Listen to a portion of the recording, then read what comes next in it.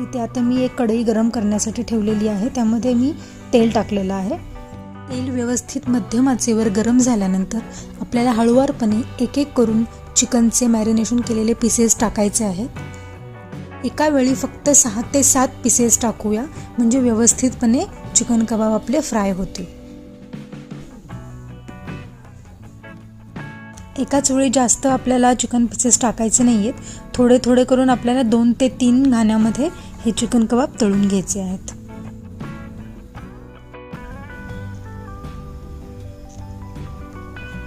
तुम्ही पाहू शकता 2 मिनिटांमध्ये आपले चिकन कबाब व्यवस्थित तळून झालेले आहेत सोनेरी रंगावर।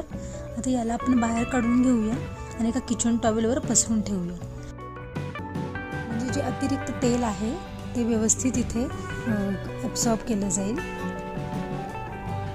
आता असंच आपल्याला